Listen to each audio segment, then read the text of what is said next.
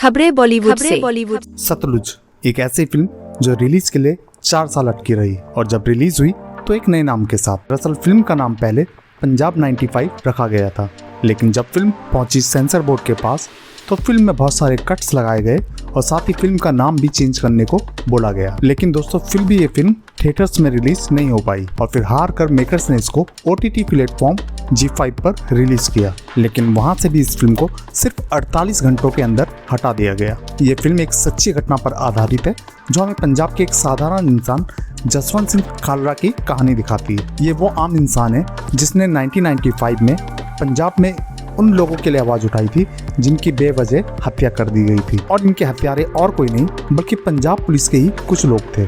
जब जसवंत सिंह ने इन लोगों के लिए आवाज उठाई तो उन्हें भी एक दिन गायब कर दिया गया, और आज जब जसवंत सिंह की लाइफ के ऊपर ये फिल्म बनी तो इसको भी गायब कर दिया गया। लेकिन दोस्तों आज के इस वीडियो में हम आपको इस फिल्म की पूरी कहानी बताएंगे, इसलिए इस वीडियो को एंड तक जरूर देखिएगा, क्योंकि इस कहानी को सुनने के बाद आपको ये तय करना है कि इस फिल्म से आखिर किसको डर था जो इसे रिलीज नहीं होने दिया गया। दोस्तों आपको बताना चाहेंगे कि फिल्म के लीड एक्टर दिलजीत ने फिल्म रिलीज के बाद एक वीडियो जारी किया जिसमें उन्होंने लोगों से कहा कि इस फिल्म को डाउनलोड कर लीजिए, इस फिल्म को कभी भी OTT से हटा दिया जाएगा, और हुआ भी कुछ ऐसा ही। दोस्तों अभी तक अगर आपने हमारे चैनल खबरें बॉलीवुड से सब्सक्राइब नहीं किया तो तुरंत सब्सक्राइब करें, क्योंकि हम आपके लिए लेके आते हैं बॉलीवुड से जुड़ी हुई लेटेस्ट अपडेट्स। दोस्तों इस फिल्म की कहानी शुरू होती है कुछ पुलिस वालों से जो अपनी जीप में बैठकर रात में कहीं जा रहे हैं।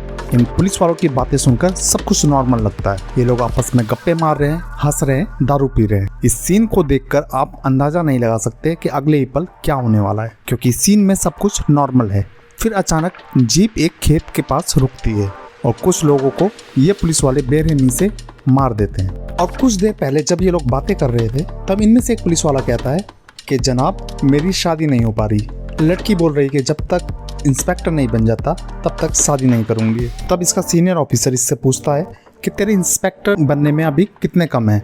ये बोलता है 2, तो वो 2 लोगों को और मार देता है। दोस्तों ये सीन इसलिए डरावना नहीं लगता कि इसमें कुछ लोगों को मार दिया गया, क्योंकि ऐसे सीन तो हम अक्सर फिल्मों में देखते ही रहते हैं। ये सीन बल्कि इसलिए डरावना लगता है कि कुछ टाइम पहले ये पुलिस वाले बिल्कुल नॉर्मल लग रहे थे और फिर अचानक से इन लोगों ने कुछ लोगों को यूं ही मार दिया। इसके बाद फिल्म में हमारे लीड एक्टर दिलजीत दोसांझ की एंट्री होती है, जिन्होंने जसवंत सिंह नाम के एक साधारण इंसान का किरदार निभाया है जो कि एक बैंक में नौकरी करता है। घर में पत्नी है, 2 बच्चे और माँ बाप हैं। जसवंत की लाइफ बिल्कुल सिंपल है और वो अपनी लाइफ में बहुत खुश है। फिर एक दिन उसका दोस्त कृपाल सिंह कहीं गायब हो जाता है। कृपाल की बूढ़ी माँ अपने बेटे के लिए परेशान है और रोज थाने के चक्कर काटती है। वो पुलिस वालों के आगे हाथ जोड़ती है कि मुझे मेरे बेटे से मिला दो। फिर एक दिन एक पुलिस वाला अपने कांस्टेबल को बोलता है कि डाल दे इसे जीप में, आज इसे इसके बेटे से मिलवा ही देते हैं। इसके बाद उसे भी दूर ले जाकर मार दिया जाता है। जब जसवंत को पता चलता है कि उसके दोस्त की माँ भी गायब होगी तो वो पुलिस स्टेशन जाकर रिपोर्ट लिखवाता है और जसवंत को भी पुलिस स्टेशन में डराया जाता है, लेकिन जसवंत रुकता नहीं। फिर उसे शमशान घाट से पता चलता है कि पुलिस वालों द्वारा रोजाना कई लावारिस लाशों को यहाँ जलाया जा रहा है, जिनकी संख्या डेली बढ़ती जा रही है, लेकिन इनका कोई रिकॉर्ड नहीं है। फिर जसवंत सोचता है कि इन लाशों को जलाने के लिए लकड़ी की तो जरूरत पड़ती है और बिना नाम के एंट्री के लकड़ियां नहीं दी जाती। फिर जसवंत के हाथ लगता है वो रजिस्टर जिसमें इन लाशों का सारी डिटेल होती है, लेकिन सबके आगे लावारिस लिखा होता है। जसवंत समझ जाता है कि यहाँ कुछ तो गड़बड़ है। फिर आगे जसवंत की मदद करता है उसका एक दोस्त सतनाम सिंह, यानी कि सौरभ सचदेवा, जो एक पुलिस कांस्टेबल है और मजबूरी में उन पुलिस वालों का साथ दे रहा है जो ये सब कर रहे हैं। फिर दोस्तों यहाँ से जसवंत निकल पड़ता है उन मासूमों के हक के लिए जिन्हें बेवजह मार दिया गया। धीरे धीरे जसवंत के साथ वो लोग भी जुड़ जाते हैं जिन्होंने अपनों को खोया था। फिर जसवंत की आवाज दबाने के लिए एंट्री होती है एक ऐसे पुलिस वाले की जिसके लिए किसी को भी यूं ही मार देना आम बात है, और वो पुलिस वाला है SSP सुरजीत सिंह सुग्गा। दोस्तों तरन तारण के लोगों में सुग्गा का खौफ इस कदर था कि लोग घर के बाहर रात को नहीं जाते थे कि कहीं सुग्गा ना उठा ले।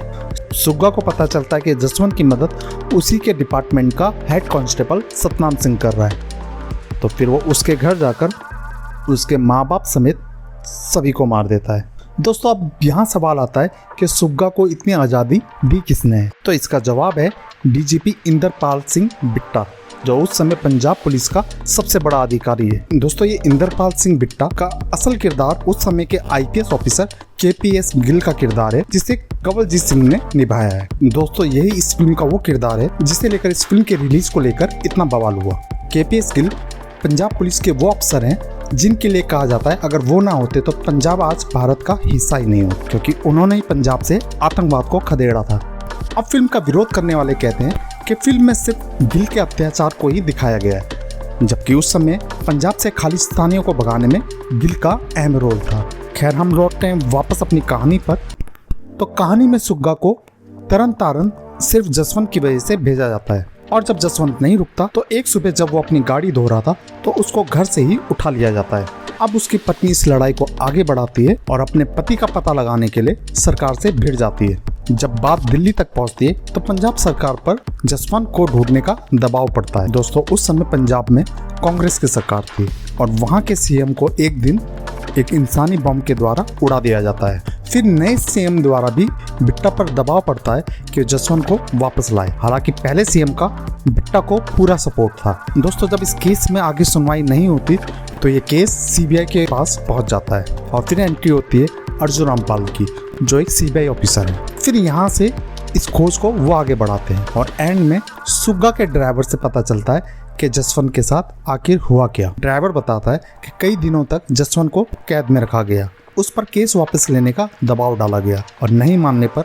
कई दिनों तक उसकी बेरहमी से पिटाई की गई और अंत में हार कर सुग्गा उसे गोली मारकर सतलुज नदी में फेंकवा देता है। दोस्तों यहाँ हम आपको एक बात बताना भूल गए कि जब बिट्टा रिटायर होता है तो सुग्गा को सपोर्ट मिलना भी बंद हो जाता है और नए डीजीपी द्वारा उसे जसवंत को वापस लाने के लिए कहा जाता है। तो टेंशन में आकर एक दिन वो ट्रेन के आगे आकर खुदकुशी कर लेता है। दोस्तों ये तो थी फिल्म सतलुज की पूरी कहानी, और अब यह आपको तय करना है कि इस फिल्म से आखिर डर किसे था, तो इसे OTT से भी महज 48 घंटों में ही हटा दिया गया। अब सवाल ये भी बनता है कि उस समय पंजाब में कांग्रेस की सरकार थी, तो बीजेपी गवर्नमेंट को इस फिल्म से क्या डर है? आप अपनी राय हमें कमेंट में जरूर बताइए और ऐसे ही वीडियो के लिए वीडियो को लाइक और चैनल को सब्सक्राइब करना ना भूलें।